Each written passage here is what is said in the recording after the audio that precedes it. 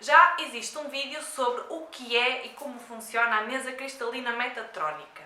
Este presente vídeo serve para esclarecer algumas dúvidas sobre como é que ela é feita, presencial, à distância, qual é a diferença da atuação da mesa e sobre casos que passaram pelas minhas mãos em relação a efeitos e resultados da mesa metatrónica. Ora bem, antes de mais, a mesa cristalina metatrónica ela pode ser feita presencialmente, pode ser feita por chamada ou videochamada ou pode ser feita por envio de áudio, ok? Qualquer uma destas três não tem qualquer tipo de diferença a nível de resultados, é exatamente a mesma coisa. O que é que vai variar? Vai variar um pouco a nível de valor, vai variar a nível de disponibilidade, porque há mesas que têm mais facilidade de serem feitas, pelo menos a nível da minha agenda, de uma determinada maneira do que da outra. Obviamente as presenciais estão muito mais condicionadas ao espaço, ao consultório e também neste caso de quarentena que estamos no fundo fechados em casa, ou que deveríamos, pelo menos quem pode, estão neste momento, não estão a ser feitas, certo? A mesa cristalina metatrónica é um processo que a atuação, o trabalho em si da mesa demora entre, sei lá, 20, 25 minutos a 45 minutos, uma hora, de meia hora a uma hora, depende da carga energética que é preciso trabalhar ou não. A mesa, já devem ter visto fotos sobre ela, se não viram podem ver na página do Facebook ou do Instagram do Sopro Lunar, e o trabalho é feito, não é feito com pêndulos, pelo menos por mim, acho que há gente que faz, mas não é necessário nem obrigatório fazer. A mesa cristalina metatrónica é diferente da mesa radiónica, ok? A nível do trabalho, de uma perspectiva visual, é mais ou menos dentro do mesmo, não é? Temos a mesa, vamos abrir aqui e acolá, mas na parte prática e na parte energética não é a mesma coisa. E como é que isto se processa? A mesa cristalina metatrónica, a pessoa tem ou deve ficar pura e simplesmente a ouvir o áudio ou a consulta, ou se for presencial, estar ali deitado e etc. A consulta presencial comigo leva também com cristais e outro tipo de abordagem para potencialização, daí também os valores mudarem um bocadinho. A nível das vertentes por videochamada ou por áudio, há uma certa, digamos, não é facilitismo, mas, por exemplo, a minha maneira preferida de fazer uma mesa metatrónica é por áudio. Porquê? A partir do momento em que nós estamos a ativar uma data de coisas na pessoa, para a pessoa conseguir fazer o seu processo de cura, o processo de limpeza, o reset energético e espiritual, há muitas vezes, não é sempre, mas há cargas obsessoras, cargas energéticas mais densas que às vezes não querem deixar que o trabalho seja feito, certo? Sejam as cargas internas da pessoa, sejam causas externas. E o que é que acontece? Mesas por chamada, por exemplo, acontece muitas vezes, e eu até, se o cliente ou o paciente quiser fazer, por mim tudo bem, mas pode ser mais complicado para quem está a receber. Porquê? Convém não estarmos em meditação, estarmos só a receber e a ouvir e a sentir a energia, e através da chamada é quando há mais interferências, ou seja, os cães de repente começam a ladrar, toda a gente começa a ligar e interferir com a chamada. A chamada, seja videochamada ou chamada normal, pode ter mesmo interferências e a pessoa começar a ouvir melhor ou pior um bocadinho. Eu tive um caso em específico de um paciente que lhe entrou uma pessoa pelo quarto e estávamos a fazer por videochamada, entrou-lhe uma pessoa adentro pelo quarto, uma coisa que à partida nem era normal de acontecer, certo? Porquê? Porque isto no fundo são influências, se for através de pessoas ou assim, as pessoas não sabem, calhou, não é? Calhou naquele momento estarem a interferir, porque isto no fundo, a energia que não quer sair dali, não é? Nós quando temos uma energia obsessora ou uma energia viciada, ela quer ficar ali a sugar, digamos assim. Portanto, através das videochamadas ou chamadas, há uma tendência maior para este tipo de interferências. No áudio não existe, pode existir. O que é que acontece? Eu estou a fazer o trabalho da mesa metatrónica e eu estou habituada a fazer este tipo de trabalho. E o que é que acontece? Se houver este tipo de interferências, eu não me deixo abalar, eu não paro o trabalho, certo? E não me deixo perder o foco. Se eu estou a fazer isto para a pessoa que está a ouvir no momento, a pessoa pode realmente perder o foco daquilo que está a receber.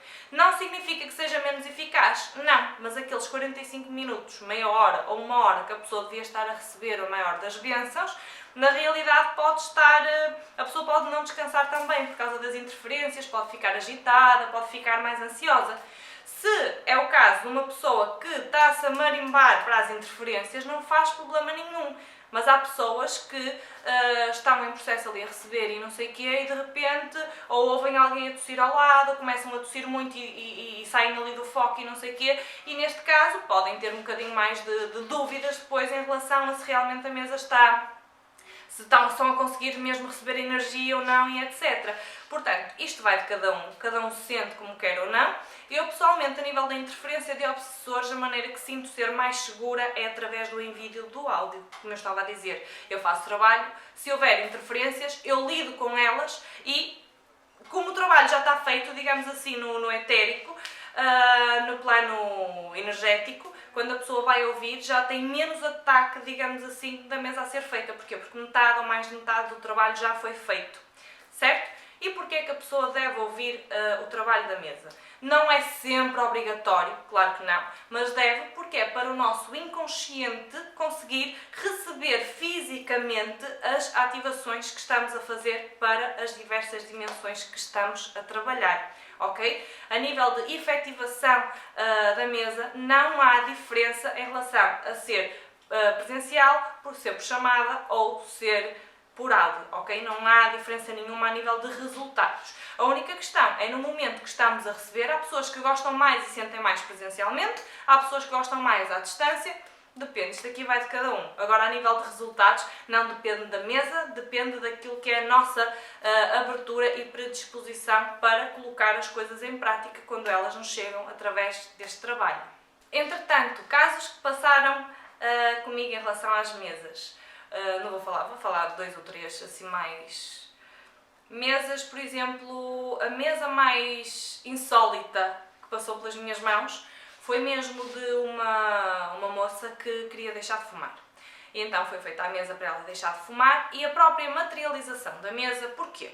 A mesa vai trabalhar num sentido dual, ou seja, vamos limpar a terra, vamos tirar para depois colocar uma nova semente. Vocês viram o primeiro vídeo da mesa, portanto sabem que aquilo são os potenciais. Vamos estar a fazer este trabalho, vamos estar a dar a potência, mas a mesa não é milagre para ninguém. Quem não se quer curar, não cura. Quem quer continuar no mesmo padrão tem a oportunidade. Porque se eu limpo um terreno e continuo a ignorá-lo, vão continuar a nascer ervas daninhas, ok? Portanto, foi um caso de uma moça que queria fazer para deixar de fumar. Então a mesa foi para desmaterializar aquilo que são os bloqueios do fumo, digamos assim, o vício do fumo, mas desde a sua raiz. Vamos desmaterializar o motivador que a leva a fumar. Não o tabaco em si, não o vício em si, mas a raiz do problema. Porque as pessoas quando têm um vício, não é por causa do vício. Há ali um fosso qualquer, uma falha qualquer que, de facto, está a ser comatada de outra maneira. Que é o caso, por exemplo, do tabaco. E esta mesa foi uma mesa para tabaco que teve sucesso numa só mesa. Normalmente vícios podem precisar de 2 ou 3 mesas, ok? Esta teve sucesso de uma só vez porque a pessoa em questão também esteve muito receptiva a fazer o processo. E o que é que aconteceu? Então foi feita a mesa para desmaterializar a raiz do problema, a raiz da situação que ele levava a fumar e realmente materializar o quê? Materializar aqui uma vida livre daquele vício. Portanto, primeira opção que a pessoa teve de fumar, eu já não me lembro, teve uma opção qualquer, ou seja, a mesa normalmente vai trabalhar cerca de 21 dias, mas é comer daqui a 300 km. Eu posso fazer 300 km em 2 horas, em 3 horas ou em 5 horas, dependendo da estrada que eu decido usar. Portanto, a moça, a senhora, teve uma primeira oportunidade de deixar de fumar, já não me lembro o que foi. Depois a segunda não deixou, continuou. Depois a segunda oportunidade foi, ficou sem o carro, bateu com o carro, foi uma coisa do género e veio-lhe uma conta desgraçada para pagar do carro e ela, a nível de finanças, não estava assim tão desenvolvida para aquele pagamento, ou seja, a segunda opção para deixar de fumar seria através da parte económica. A senhora abrandou, mas não deixou de fumar. Quando dá por ela, passado 1 ou 2 meses, isto foi tudo mais ou menos no espaço de 3 meses, quando dá por ela, engravidou. E ela não queria engravidar, não queria ser mãe e era uma coisa que rejeitava. O que é que aconteceu? Ao engravidar, automaticamente enjoou do tabaco, deixou de fumar, fez um processo muito grande interno porque entendeu o porquê dela não querer ser mãe, situações internas, ligação com a mãe, com a avó, fez um trabalho interno muito grande em relação a isso e assim que começou a entender e a querer ser mãe, descobriu que perdeu o bebê, teve aborto espontâneo e conseguiu no fundo realizar aqui 2 coisas, que era o quê? Que era a raiz do problema, tinha a ver com o facto de ela rejeitar ser mãe, porque ela não queria por bloqueios internos em relação à linhagem familiar feminina dela, coisas da vida da pessoa, resolveu aquilo, que era a tal raiz do problema, e com isso deixou de fumar e está neste momento há 4 ou 5 meses sem fumar. Portanto, foi um caso insólito, com muita coisa assim pelo meio, mas para vocês verem como é que a mesa atua, certo? Foi um caso que precisou de ir mesmo à raiz de determinadas coisas, passar por determinadas situações que precisavam de ser passadas pela pessoa para conseguir realmente superar um vício que estava profundamente enraizado. De qualquer das maneiras, isto vai depender, porque tem outro caso de libertação de vícios de tabaco que não teve até agora resultado sobre a pessoa deixar de fumar, trouxe determinadas outras características, nomeadamente novos desafios de vida que a pessoa, permitindo-se a eles, certamente vai conseguir aproximar-se mais do objetivo.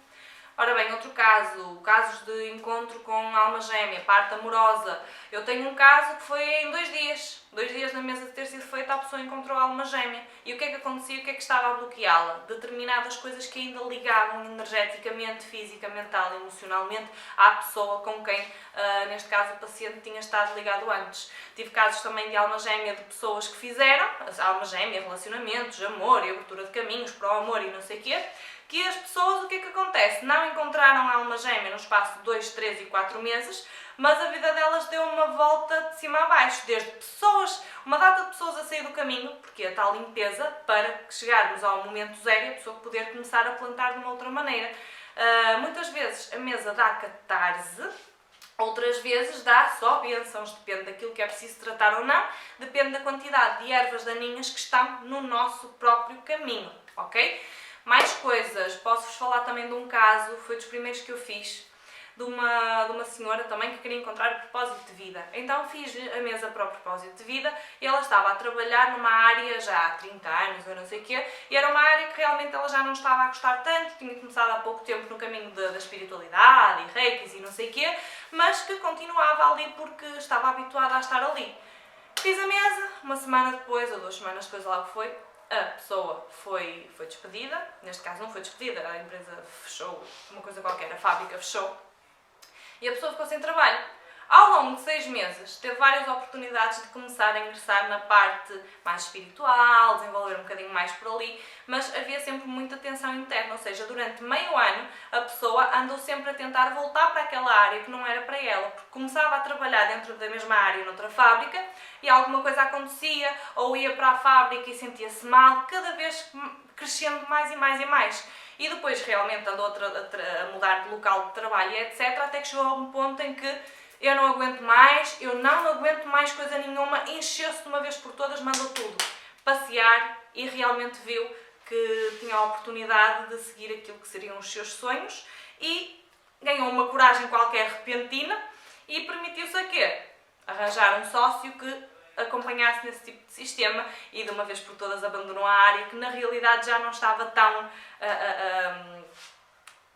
pronto, que já não se identificava tanto, mas demorou 6 meses, certo? Mas vêm as pequenas coisas. A pessoa começou a sentir-se mal naquele tipo de trabalho, cada vez sentia-se mal. Sentir mal é sentir desconfortável, cada vez mais, eu já não aguento. Teve de chegar, mas lá está, a própria mesa vai dando as oportunidades, mas a pessoa depende da maneira como vai lidar com aquilo, não é? Naquele caso, a senhora teve de, através da sua maneira de ser levada a um limite e a um extremo total e completo. Mais outro caso muito interessante que passou comigo. Este foi um caso de 2 mesas diferentes para a mesma pessoa, para tratar o mesmo tipo de o problema, digamos assim, mas com abordagens diferentes. Então era uma mesa para emagrecimento para a pessoa não estava bem com ela, queria emagrecer, isto, aquilo e não sei o quê.